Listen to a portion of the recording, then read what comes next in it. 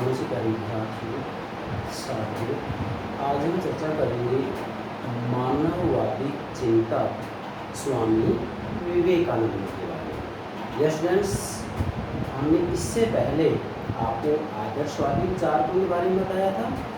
आज से हम आधुनिक भारतीय राजनीतिक चिंतकों के अंतर्गत मानववादी चिंतकों के बारे में समझेंगे। मानववादी चिंतकों में हम मुख्यतया तीन विचारकों को लेकर के चलेंगे। यस, स्वामी विवेकानंद, रविंद्रनाथ टैगोर और मानवेंद्रनाथ रॉय, जिन्हें कि नव मानववाद के प्रतिपादक भी कहा जाता है। इसको मानवेंद्रनाथ रॉय को। तो बेटा ध्यान दीजिएगा, मानववादी विचार स्वामी विवेकानंद, इसका जीवन परिचय देंगे, इसकी रचनाओं की चर्चा करेंगे और विवेकानंद के विचार किन किन स्रोतों से प्रभावित हुए हैं इसके ऊपर भी चर्चा करेंगे। लेक्चर नंबर 50 मतलब आधुनिक राजनीतिक चिंतन के अंतर्गत आज हमारा 50वां लेक्चर है। बेटा, जो विद्यार्थी यूजीसी नेट की तैयारी कर रहे हैं, यूपीएससी की तैयारी कर रहे हैं, कॉलेज लेक्चरिंग की तैयारी कर रहे हैं, स्कूल लेक्चरिंग की तैयारी कर रहे हैं, उन सब के लिए बहुत महत्वपूर्ण है। इसी के साथ में स्नातक स्तर की परीक्षा दे रहे हूँ, स्नातक स्तर की परीक्षाएँ दे रहे हूँ, अर्थात BA MA के विद्यार्थियों के लिए भी हमारे जो लेक्चर्स हैं बहुत महत्वपूर्ण है। बेटा, प्रतिदिन मैं जो प्रयास करता हूँ, जो मेहनत करता हूँ, तो मेरे विद्यार्थियों के लिए करता हूँ, जिससे कि मेरे विद्यार्थी राजनीतिक विज्ञान को बेहतर से बेहतर तरीके से समझ सकें। चलिए बेटा, अब हम शुरू करते हैं विवेकानंद से। तो हमने मानववादी चिंतन क्या है ये पिछले लेक्चर में आपको बता दिया था। अलग से मैंने जो है एक लेक्चर अपलोड कर दिया है, जिससे कि आप मानववादी चिंतन को समझे कि आखिर है या क्या। लेकिन इसके साथ में मैं प्रत्येक मानववादी विचार के साथ में एक डायग्राम लेकर चलूँगा, जिससे कि आप मानववादी चिंतन को बेहतर तरीके से समझ सकें। यस बेटा, तो सबसे पहले तो आपको मैं तरीका बता रहा हूँ, जैसा कि मैंने डायग्राम भी बनाया है, कि आखिर जो ये मानववादी विचारक हैं, जिसे कि मानववादी चिंतन कहा जाता है, जिसमें कि हम तीन विचारकों को लेकर चलेंगे, विवेकानंद, रविंद्रनाथ टैगोर और मानवेंद्रनाथ रॉय, ये तीन विचार समझाएंगे।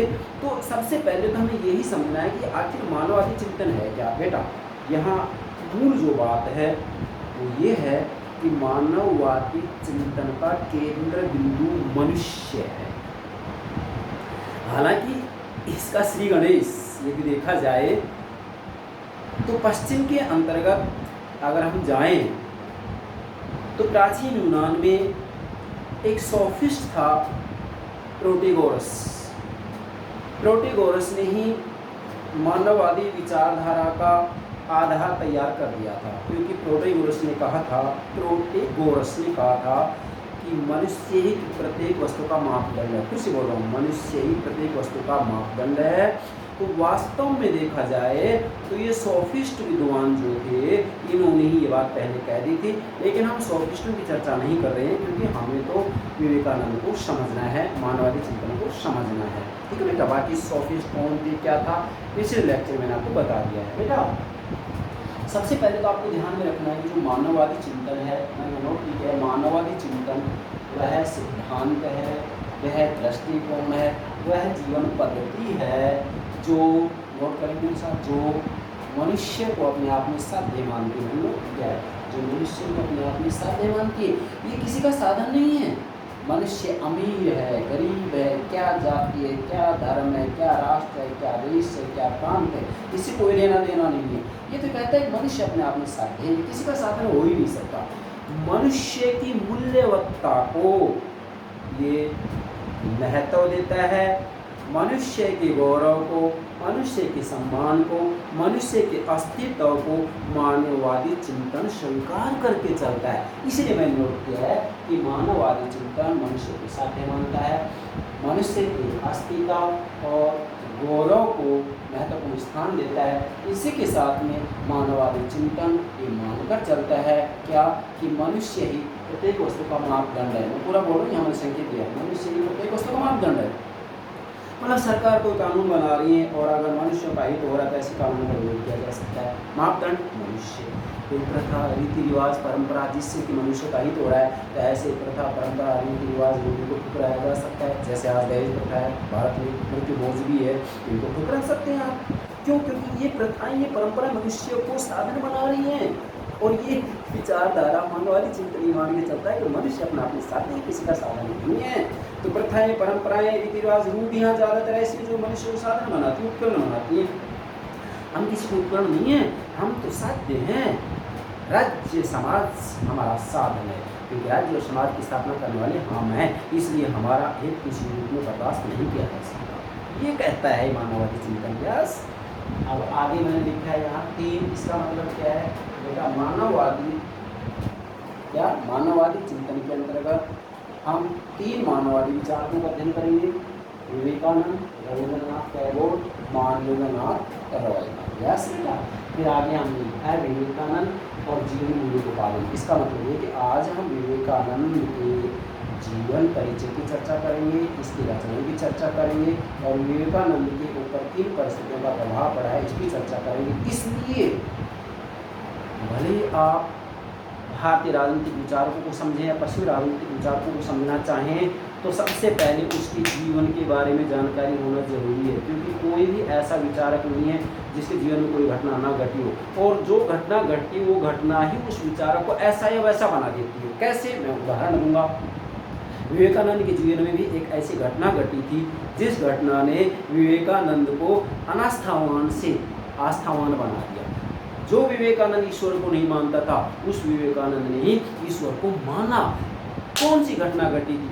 इसी को कहते हैं जीवनी मूलोपागम। अर्थात विचारकों का अध्ययन करना हो तो जीवनी मूलोपागम का प्रयोग करके करें, मतलब उसकी जीवनी के बारे में सबसे पहले जानकारी होनी चाहिए।